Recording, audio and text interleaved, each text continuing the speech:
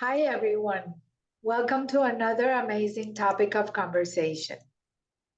I want to thank my sponsors, the Health Channel. So please sign up for their newsletter for all the updates on how to live healthy. And if to Alexa's Workspaces, any of your needs regarding work, if you want to go back to your office, if you want to rent a boardroom or virtually, anything you need, Alexa's Workspaces. And from the Power of the Heels, we look forward to our big event as a kickoff of Women's History Month on March 1st. So please go to thepoweroftheheels.org to find out more. So, Catherine, thank you so much. Thank you so much and welcome to a difficult conversation today. Yes. I wanted to invite you, to all of you. Catherine is a teacher for the past 20 years in Florida public schools. And there has been a lot of conversations back and forth on all the changes that teachers have gone through. Not even talking about everything that they had to do when COVID hit, because you became like this superwoman that you had to deal with everything. And now you've had to deal with some changes regarding government, regarding politics. Yes. So I wanted to ask you so that we could all understand what's going on from a teacher's perspective. What are the differences that you've seen that have made what are the changes that have made a difference? So Gladys, I want to thank you for inviting me this evening to talk with your listeners about this topic of education. Not only have I been teaching for 20 years in the Miami-Dade County public school system, but I also come from a family of teachers. Both my parents were elementary school teachers for Miami-Dade County.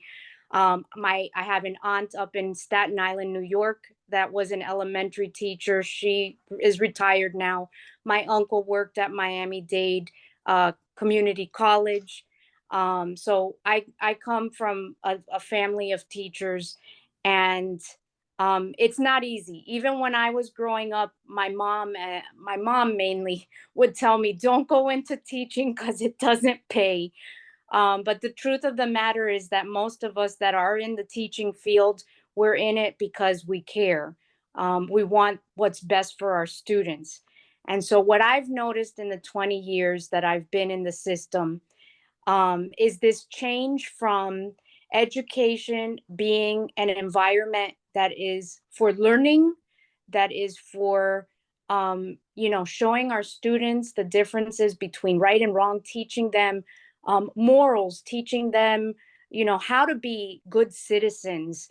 And for me, who I'm an English teacher, I like to cover novels throughout the year with them. But as we're reading the novels, talk about what makes the characters in the stories good people and what makes the characters not good people. What do we learn from what's going on with these characters?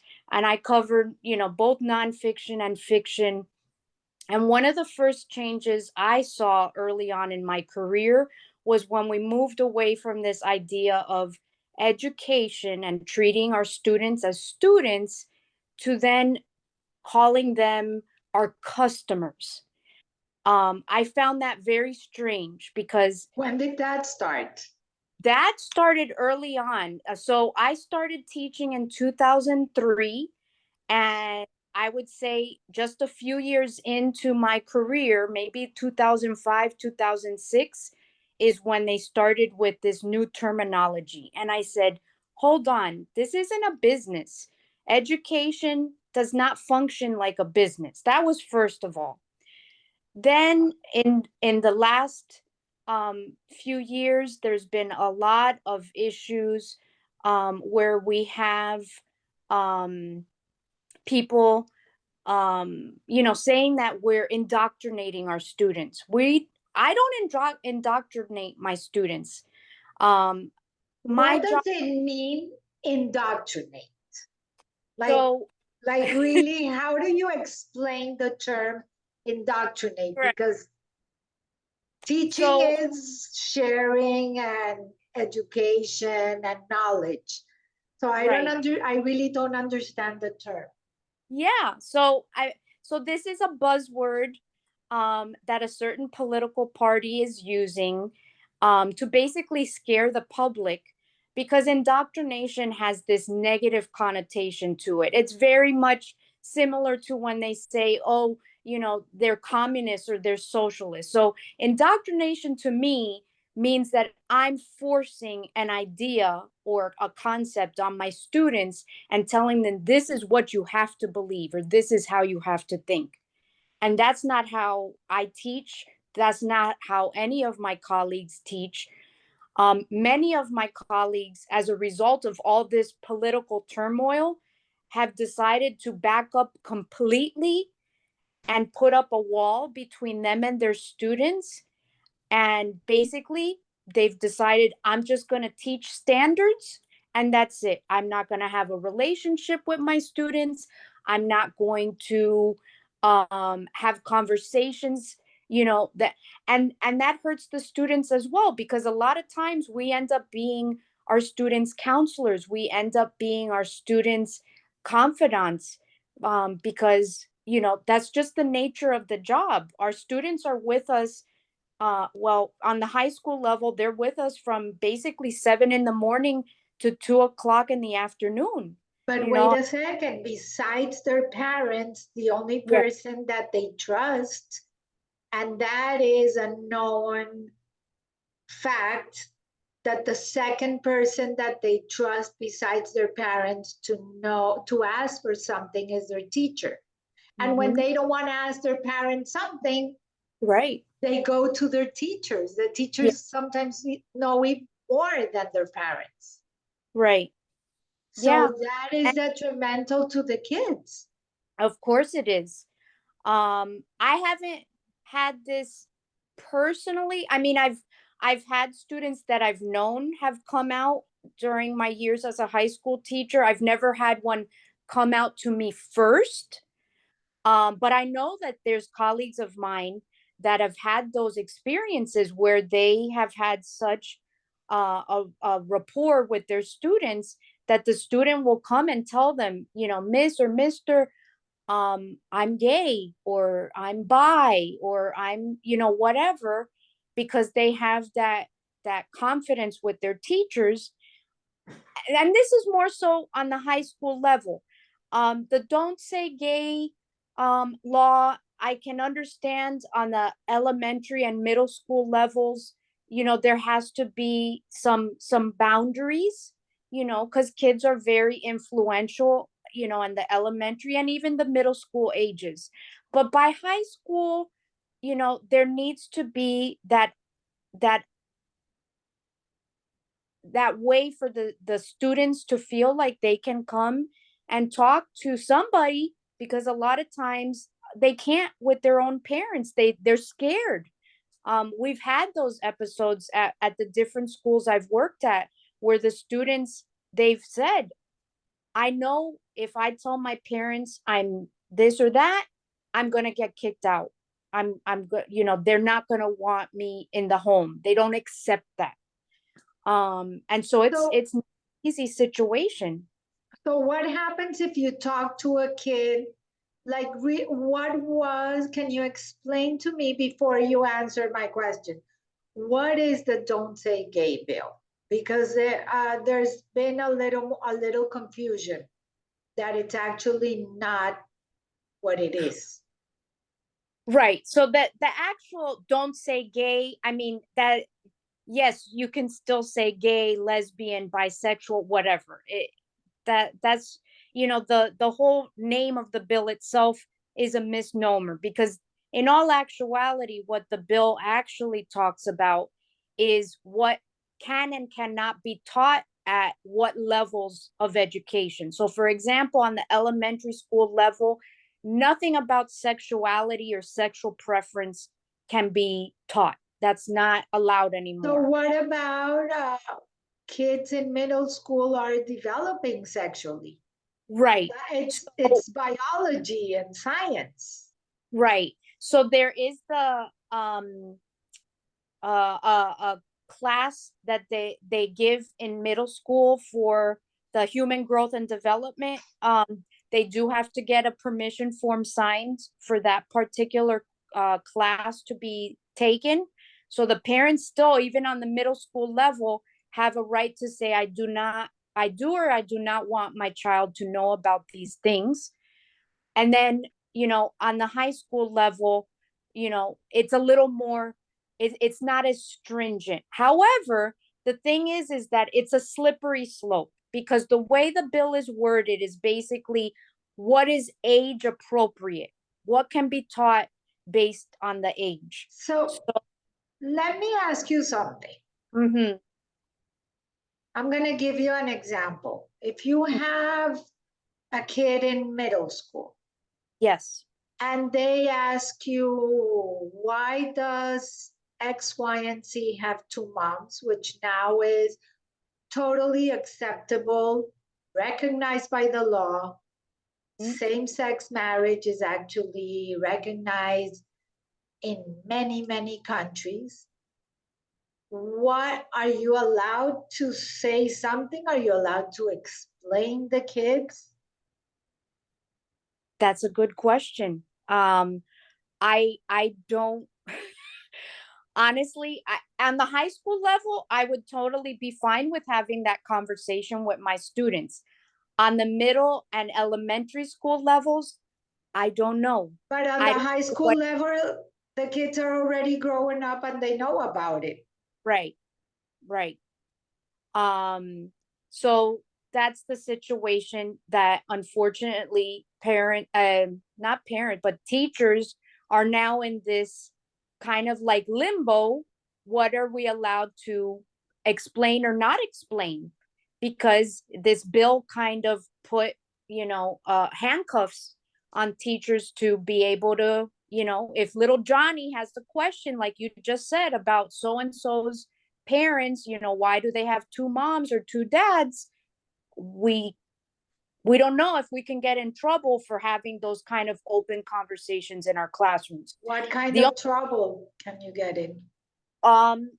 Well, there's rumors that it can be brought to uh the district, and we could be um put on leave, and an investigation done about what was said or not said, and if the parents want to even sue, there's those. So um this is the reason that is this the reason that we have a shortage of teachers now? oh, I wouldn't be surprised if it's one of the reasons.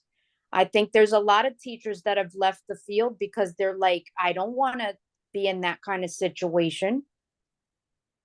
So that's a good point that you bring up. Yeah, this idea that now, we might be brought to litigation by a parent because supposedly we said something that they didn't want their child to hear or be exposed to.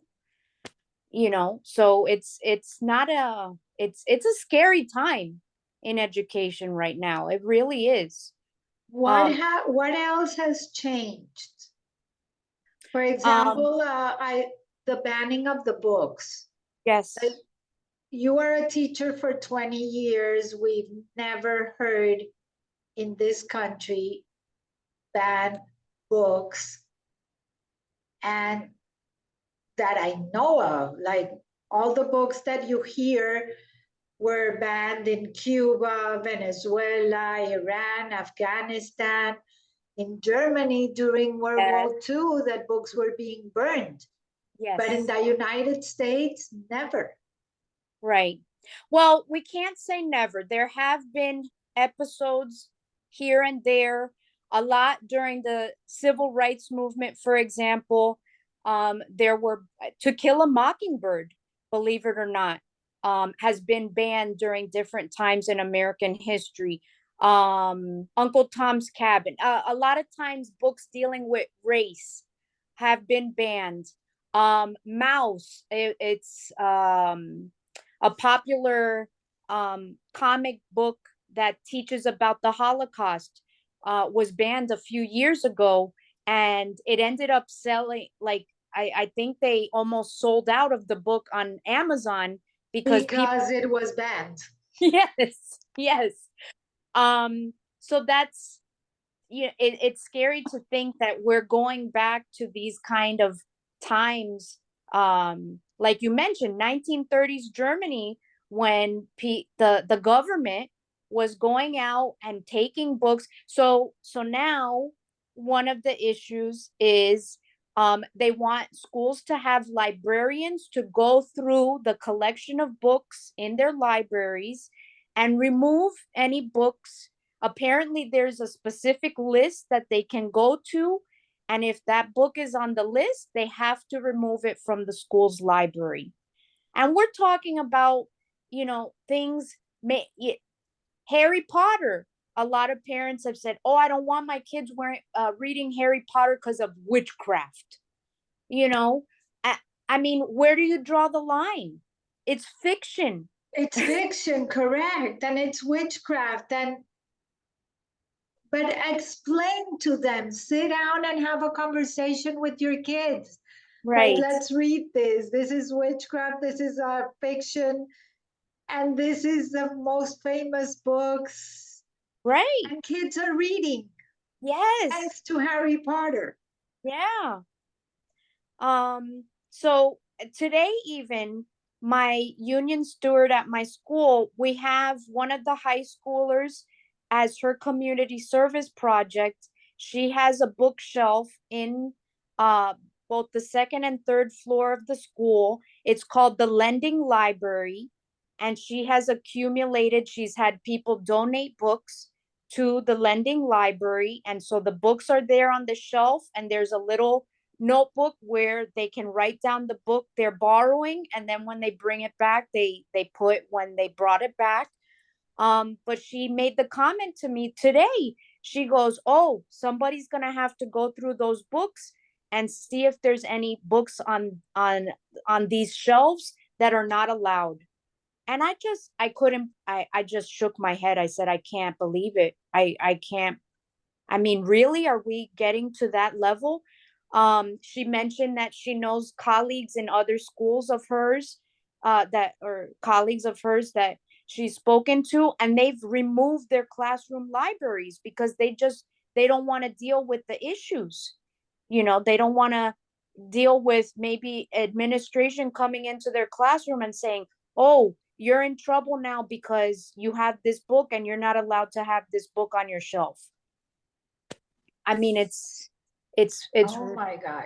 yeah, yeah. So, And let's not even, I mean, that's, some of the things going on now, but as you mentioned to me earlier about guns, now with the new bill that they want to put out, that people don't have to have, I think it's a permit, weapon permit, right?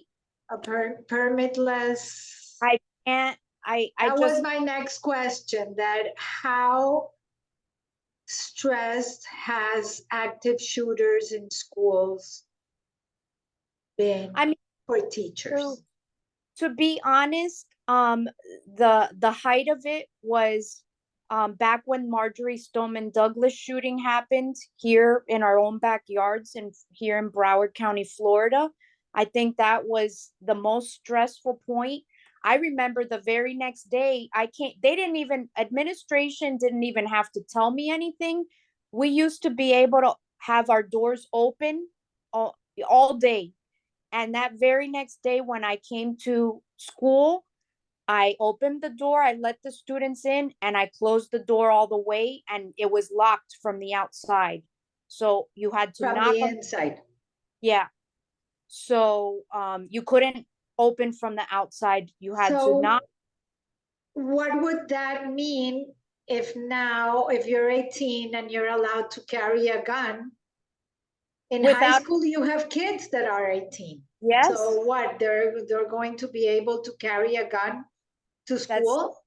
very scary to even think about that. I mean, right now I'm at an all girls school, young women's preparatory academy, but before I was in a, boys and girls, and I can only imagine, you know, um are we going to need to have metal detectors now? I mean, you see that in the movies, but it's not necessarily the case. Like I walk into all the schools that I've ever worked at, there's never been a metal detector, but are we going to have that now?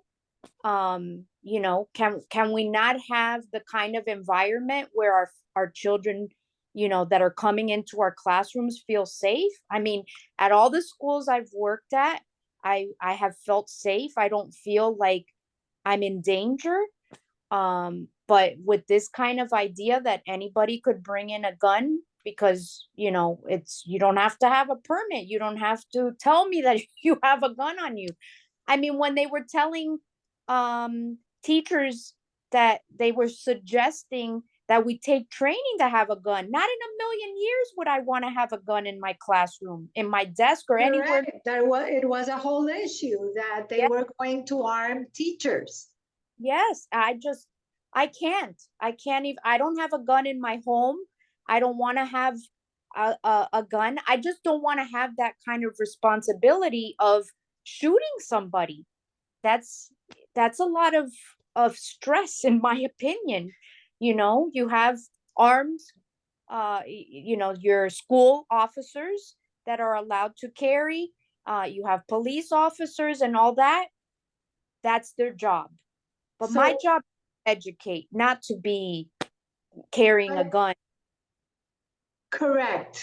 That should be everybody's position, to educate.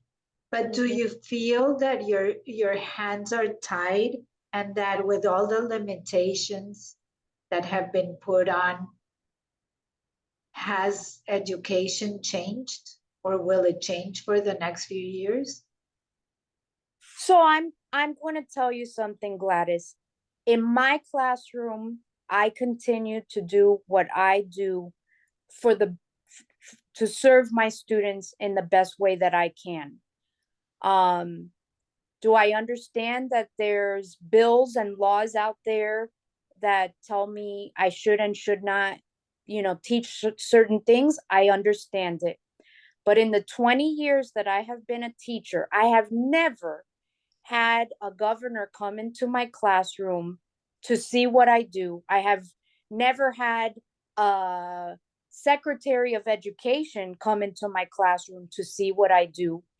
As a matter of fact, when the pandemic started, I went and I spoke at the school board of Dade County. And I invited Richard Corcoran at the time, who was the education secretary for the state of Florida. I invited him in my speech. I said, you can come down to my classroom and come and sit with me and tell me if I'm doing anything right or wrong, which of course, they never do. So I'm going to continue doing what I think is best for my students, because I'm a professional. We all, as teachers, have to have a certificate on record with the Department of Education. We have to meet certain requirements to teach in the classroom, whether it's elementary, middle, or high school. We have to pass certain tests. We have to take certain courses. To renew, we have to have so many credits. So treat us like professionals, So right? do you feel that politics has interfered with your I, teaching I, methods? I well, like I'm telling you, I don't let it come in between what I know is best for my students, and me. I know, unfortunately, that there are good teachers out there that are taking a step back because they are scared. They are worried about their jobs, about whether they could get in trouble. And it's a shame because I think, all of us as professionals are doing what we, want to do, and we want to serve our students in the best capacity we can. But I can understand why some people get scared. I happen to be, I guess, a brave person in the sense that I'm not scared because I know that I'm doing what's right. And but at the same time, it takes a certain level of courage. But for Um, example, it shouldn't take courage. If you're licensed, right. if you have been through a training, if you have been through everything, it's like interfering with a surgeon and Yes. telling the surgeon that you cannot use this something during surgery because it doesn't agree with a political stand. Right.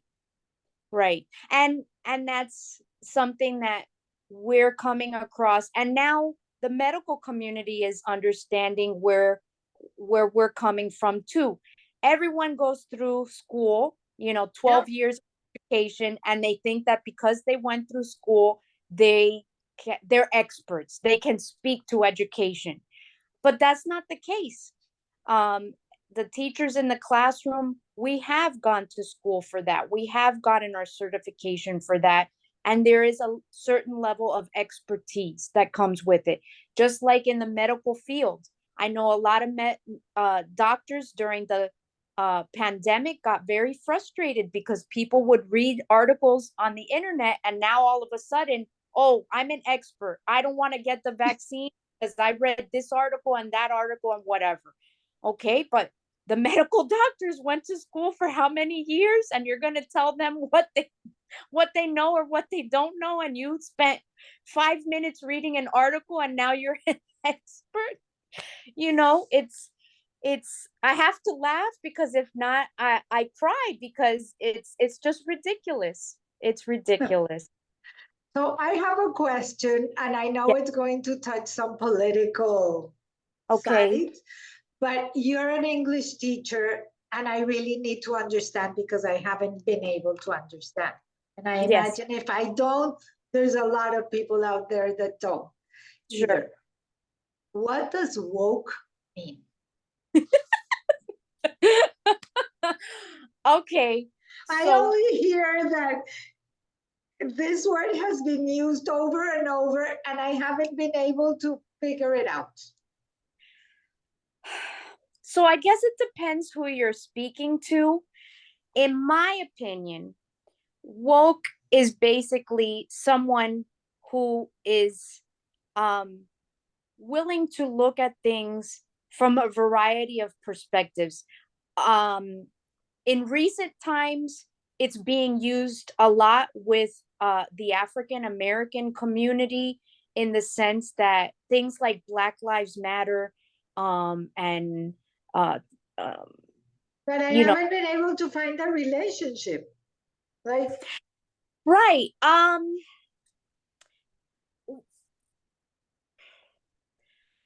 I mean, to me, woke is that your eyes are open. You understand. Um, I mean, honestly, to me, it almost is similar to an epiphany.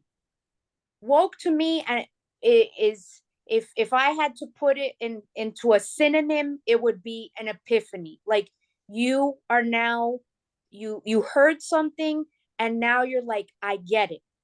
Okay. And that's what a lot of people are coming to this wokeness, is that they're getting it. They're understanding, oh, this is what the African American community is dealing with, or that they've been dealing with for so long, with the um with the cases of police brutality and things of that nature. People started to see so it. it's only meant with it's only meant as a racial connotation? Well, that's what um Because epiphany It can be That's what, general. right, It's like if you look at the actual definition, is aware of and actively attentive to important social facts. But that right, doesn't mean it's directed to any social groups. right. So that's But even more confusing. yes, but certain political parties are using the term woke and associating it with certain races. Does that make sense? It makes sense, but it doesn't. Right. They're basically um uh giving it this um negative and negativity and fear behind the term that has Got nothing, it. like I just told you. To me, woke is like an epiphany. You finally learned, and it goes beyond the African American community. It goes into the LGBT community. It goes into different cultures. You know, just when you have that aha moment, oh, I get it now. That's what woke means to me, is when you finally understand something. Um, that's going on around you. I mean, I could say that I have woke moments every day because my students, they use new terms all the time. I mean, several years ago, uh the term was lit. Oh, that's lit, miss. And I had to learn, what does that mean? And once I learned it, I said, oh, okay, I get it. So I had that woke moment because That now aha moment. talking about. But yeah, certain political parties have um given more of a negative connotation to the word, and so now they use it as a way to draw in their base and to scare people. Oh, we don't want, people to be woke, or that's ridiculous, or and it, once again, it becomes this political uh term, Agenda. weaponized almost. It becomes a weapon. Like, I mean, people now on social media, they'll call each other, oh, you're from the woke culture, I don't want to talk to you anymore. What? I mean, it's, Talk about branding and marketing. yes, totally. So, with everything that's going on, is this the reason that now you're very active at the junior league? Well, the junior league I joined last year as a new member, more so for myself, because in the teaching world, in my classroom, in my school, it's very hard to meet people outside of the education field. So I did it for myself, to meet women in the Miami-Dade community outside of education. And I've met so many incredible women that are realtors, that are lawyers, that are in the nonprofit sector, that are just powerful, independent women, even representatives in the community and on the local level. And it's really allowed me to feel like I can have a voice. And through my organization, I'm just trying to advocate. The junior league specifically advocates for women and children issues in the Miami-Dade community, and we have chapters all across the state that we all are striving to help women and children in our communities, to better them, to help them in whatever way we can. Um, and so I've found a voice through this organization, and I feel very lucky, because that's where I met you in our event this past week. And so I'm hoping that I can continue to meet outstanding women in our community, and join together and help out one another, because by bringing each other up, that's how we help the community at large. Correct. And that's what we're trying to do. So, with that, Thank you so much. It has been really a pleasure. Everyone, have an amazing week, and above all, stay safe. Until next week. Thank you, Gladys.